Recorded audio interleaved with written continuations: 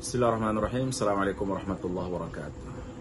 Saat ini kita sering mendengar perbincangan mengenai pandangan beberapa orang dan beberapa tokoh terkait dengan musik. Musik adalah ekspresi kejiwaan. Kalau secara filsafat ya musik itu secara adalah ekspresi rasa seseorang. Dan musik itu sebenarnya secara tidak langsung sudah disebutkan dalam Al-Quran. Tajri min tahtihal anhar itu sebenarnya musik. Bayangkan ada sungai yang mengalir itu mengeluarkan suara. Jadi itu adalah sebuah ayat Al-Quran itu mengajarkan kita melakukan imajinasi terhadap surga. Bagaimana menggambarkan surga? Allah jelaskan tajri min tahtihal anhar. Ada sungai yang mengalir deras, bersih, bening. Bayangkan tentu ketika berbicara mengenai sungai, kita berbicara ada bebatuan, ada air terjunnya, dan itu adalah musik alam. Makanya banyak orang melakukan terapi kesehatan itu justru dengan melakukan yoga di tempat-tempat terbuka di alam. Nah, bicara lebih spesifik mengenai musik, tentu para ulama hadis dengan ulama fikih itu punya pandangan-pandangan masing-masing. Profesor Dr. Yusuf Qaradawi itu menyebut dalam kitabnya Fiqhul Ghina wal Musiqa, fikih nyanyian dan musik. Beliau menyimpulkan bahwa hampir 70 ulama itu membolehkan musik. Hanya sekitar 20% saja yang mengharamkan musik. Itu pun alasannya lebih kepada alasan musik itu alatul lahwi. Alatul lahwi bisa membuat orang lupa kepada ibadah. Nah, kalau secara analisa fikih, bagaimana kalau kita balik? Musik itu kemudian menjadi menggugah zauq kita, menggugah jiwa kita, agar orang itu bisa bertambah dekat kepada Allah SWT, bertambah khusyuk kita berzikir misalnya. Seperti yang dipertegas oleh Imam Al-Ghazali bahwa musik itu adalah punya ruh yang mampu menghidupkan ruh-ruh yang mati. Dan bahkan Al-Ghazali sendiri, kalau kita kutip ucapan beliau, bahwa musik itu memiliki kekuatan yang bisa mendekatkan orang itu kepada Allah, bahkan sampai ke alam ma'rifat. Sehingga banyak kita temukan beberapa kelompok tarekat itu menggunakan alat musik untuk memberikan pusat konsentrasi dan fokus pada waktu zikir, mencapai maqam tajalli. Tapi ini bukan musik-musik yang musik-musik yang menyebabkan orang menjadi pikirannya liar ke sana, bukan. Ada jenis-jenis musik yang memang membuat orang itu menjadi tambah khusyuk. Bahkan hasil penelitian terkini ya, lagu itu atau bacaan Al-Quran itu bisa merangsang pertumbuhan tumbuh-tumbuhan, dan juga musik itu bisa merangsang pertumbuhan otak pada janin ketika masih dalam rahim ibunya. Ini betapa musik itu memiliki satu power, satu ruh kekuatan. Terlepas dari bahwa ada yang mengharamkan, ada yang memakruhkan, dan ada yang membolehkan, memubahkan, hemat saya pribadi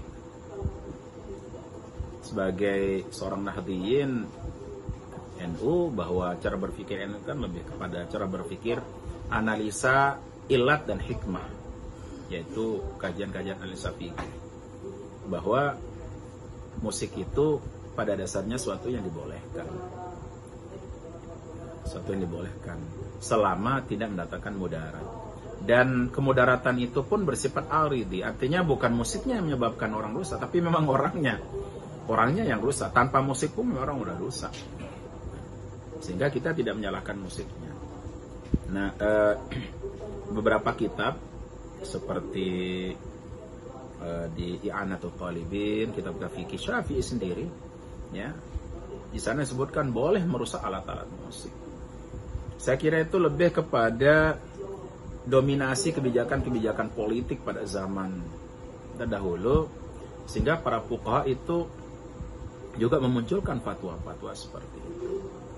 Tapi kalau kita lihat bahwa saat ini pun ya, musik secara umum, Nabi waktu datang dari Mekah hijrah ke Madinah disambut oleh musik. Itu Thala'al Badru Alaina, ya, pakai rebana. Kemudian kata Ibn Taimiyah, pada waktu Nabi kembali dari perang Tabuk juga disambut dengan musik. Kemudian Nabi menyampaikan pada waktu kita senang-senang juga dianjurkan pakai musik. Idul Fitri, Idul Adha.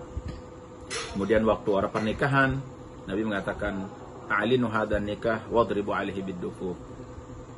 Sebarluaskan berita pernikahan ini dan tabuhkan gendang atau musik. Ya. Jadi terlepas dari macam-macam musik, kalau fuqaha itu ada yang membagi musik yang boleh ini. Tapi kalau kita mau melihat bahwa musik itu adalah suatu yang memiliki satu power, satu ruh, maka tergantung mukalafnya kita bagaimana memperlakukan musik tersebut. Kalau kita lihat ada banyak qasidah ya, itu bagi musik. Bahkan sekarang ceramah-ceramah kata-kata motivasi itu diikuti dengan musik saat ini. Motivasi ada musik pengiringnya sehingga orang menjadi terbawa untuk lebih fokus mendengarkan sebuah nasihat. Ada motivasi yang kita lihat, kita dengar itu iringannya adalah dengan musik. Jadi kalau dalam Al-Quran pun kan sering kita mendengar itu nanti malaikat Israfil itu meniup trompet kan, sangkakala. Ya. Itu dalam Al-Quran jelaskan, yauma yunfakhu fis-sur, ketika meniupkan trompet sangkakala. Ya. Jadi alat musik dalam arti yang lebih luas itu tidak bisa hilang dari kehidupan kita. Apapun, baik itu ketukan-ketukan meja, ketukan alat musik, kemudian yang lain-lain itu sebenarnya adalah musik. Bahkan hidup kita ini adalah musik sesungguhnya. Hanya bagaimana kita memperlakukan musik itu sehingga dapat menjadikan orang jadi lebih khusyuk, menjadi lebih fokus, konsentrasi. Jadi ini saya kira pandangan saya terhadap musik tersebut. Tidak ada yang bukan berarti saya membantah kata para fuqaha, para ulama-ulama besar, tidak, tetapi bahwa saat ini dengan dulu ya itu mungkin berbeda ketika menerjemahkan dan mengekspresikan musik itu seperti apa. Ini ada satu kisah sebagai penutup. Ada seorang penemu organ namanya Abu Nasr Al-Farabi. Nasr Al-Farabi ini pernah diminta oleh Sultan pada waktu itu untuk memainkan organ. Dan beliau pada waktu memainkan pertama itu menggunakan notasi yang membuat orang semua tertawa. Semua orang tertawa. Mendengar itu saja orang sudah tertawa. Kemudian yang kedua, beliau memainkan warna musik lain pakai organ itu yang membuat orang menjadi menangis, sedih, semua terbawa oleh alunan musik. Kemudian yang terakhir, beliau membawa warna musik dengan notasi yang lain sehingga semua orang di tempat di majelis raja, atau saya kurang ingat siapa raja pada waktu itu, Sultan, semua di majelis itu tertidur. Semuanya tertidur. Nah, ini musik itu punya power. Nah, itu akan kembali kepada kita bagaimana memperlakukan musik itu. Saya kira demikian. Mohon maaf. Wallahu muwaffiq ila aqwamit thoriq. Wassalamualaikum warahmatullahi wabarakatuh.